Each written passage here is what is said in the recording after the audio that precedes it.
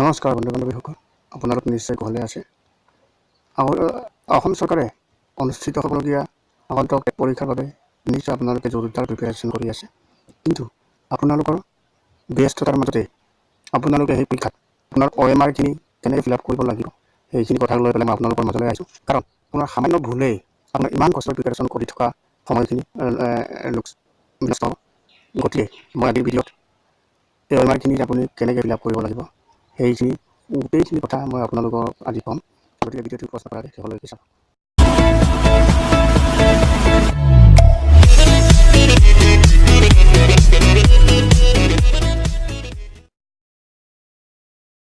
আপোনালোক নিশ্চয় মোৰ মোবাইলৰ স্ক্ৰীণত OMR শ্বীটখিনি দেখিছে।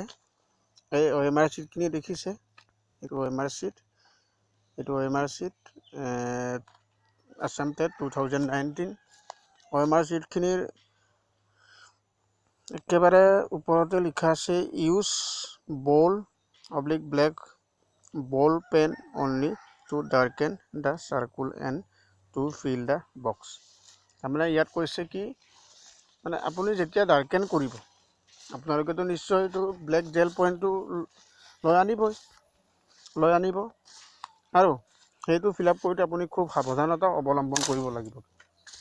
এই বক্সকেইটা যে দেখিছে, বক্সেই হওক বা চাৰ্কুলেই হওক, আপুনি যেতিয়া চাৰ্কুলিং কৰিব কিন্তু এই চাৰ্কুলৰ বাহিৰত কিন্তু আপুনি চিয়াহীখিনি পৰিব নিদিব। একদম এই চাৰ্কুলৰ ভিতৰত চিয়াহীখিনি আপুনি ভৰাব, চাৰ্কুলিং কৰিব আৰু বক্সটো যে দেখিছে এই বক্সটোৰ ভিতৰত আপোনাৰ ৰোল নাম্বাৰটো লিখিব। যেনে আপোনাৰ ৰোল নাম্বাৰটো 1919, আপোনাৰ ৰোল নাম্বাৰটো 119111032561 এনেকৈ লিখিব। আপুনি কিন্তু লিখিতে এটা কথা মনত ৰাখিব, এই বক্সৰ বাহিৰত কিন্তু আপুনি আখৰখিনি নিলিখিব, এই বক্সৰ মাজতে আপুনি লিখিব। সেইটো লিখাৰ পাছত যেনে মই কি লিখিছিলোঁ, ফাৰ্ষ্ট 1 মই লিখিছিলোঁ, 1ত আপুনি এনেকৈ চাৰ্কুল কৰিব। এনেকৈ মই ডিউ ৰেকৰ্ডাৰ কৰি আছোঁ কাৰণে যেনিবা মোৰ চিয়াহীখিনি অলপ বাহিৰত গৈছে, কিন্তু আপুনি যেতিয়া OMR শ্বীটখন যেতিয়া আপুনি ফিল আপ কৰিব তেতিয়া আপুনি এই চাৰ্কুলৰ বাহিৰত চিয়াহীখিনি পৰিব নিদিব। আৰু চাৰ্কুল কৰোঁতে এটা কথা মনত ৰাখিব, এই চাৰ্কুলখিনিত কোনো স্পেচ নাৰাখিব, গোটেইখিনি আপুনি ব্লেক কৰিব। কাৰণ আপোনাৰ OMR শ্বীটখন কম্পিউটাৰেৰে স্কেনিং কৰা হ'ব। সেইটো আপুনি এনেকৈ কৰিব। তাৰপিছত নেক্সট মই 9 লিখিলোঁ। 9টোত এইটোৰ বক্সৰ পোনে 9টোত আপুনি ডাৰ্কেন কৰিব, এনেকৈ ডাৰ্কেন কৰিব। আকৌ 1 লিখিলোঁ, 1টো পোনে কৰিব, আকৌ 1 লিখিলোঁ, এনেকৈ 1টো পোনে কৰিব। আপুনি এনেকৈ 1টো পোনে গোটেইখিনি এনেকৈ ফিল আপ হোৱাৰ পাছত ৰোল নাম্বাৰটো আপোনাৰ ফিল আপ হৈ গৈছে। আপুনি নেক্সট কুৱেশ্যন বুকলেট নং আপোনাক পৰীক্ষকে যিখিনি কুৱেশ্যন প্ৰভাইড কৰিব এই কুৱেশ্যনখিনিত আপোনাৰ বুকলেট নং বুলি তাত লিখা থাকিব। Booklet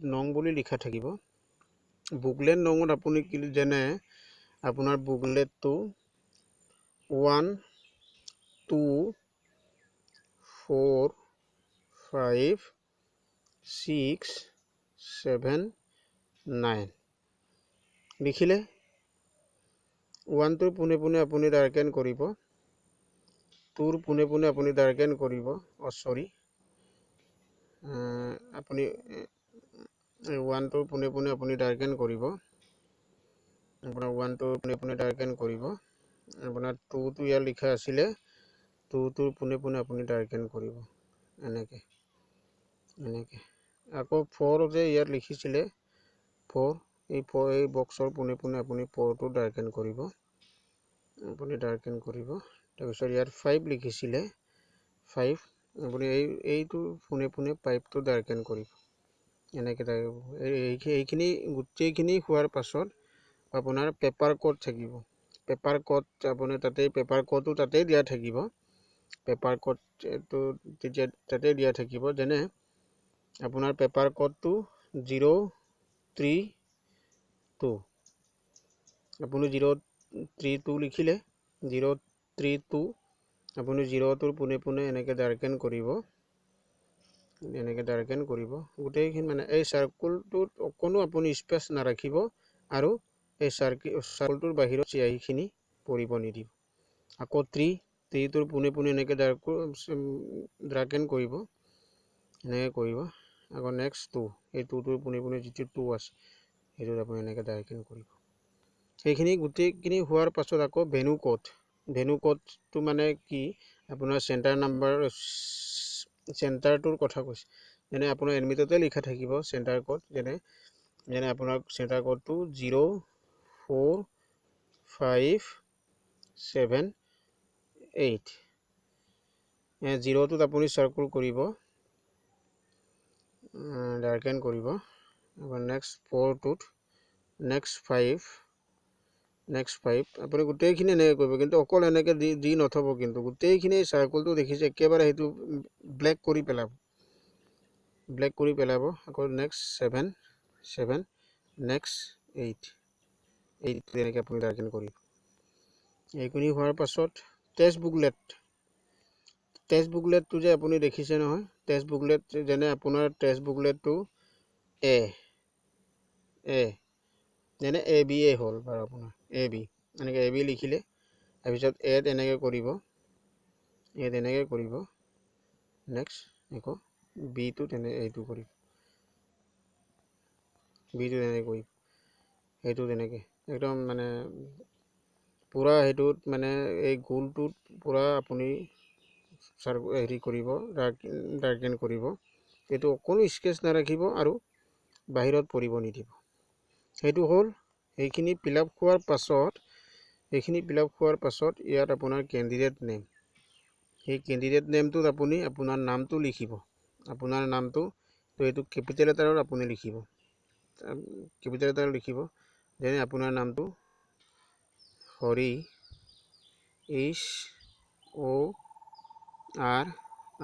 HORI Hari. আপোনাৰ যি টাইটেল হয় টাইটেলটো লিখিব, কেপিটেল লেটাৰো লিখিব। কিন্তু এইটো কথা মনত ৰাখিব, সেইটো সদায় কেপিটেল লেটাৰো লিখিব। আকৌ চিগনেচাৰ অফ দ্য কেণ্ডিডেটত আপুনি এপ্লিকেশ্যন কৰোঁতে যেনেকৈ চিগনেচাৰ কৰিছিলে এজ ইট ইজ এনেকৈ কৰিব। যেনে মোৰ চিগনেচাৰটো এনেকৈ কৰিলোঁ,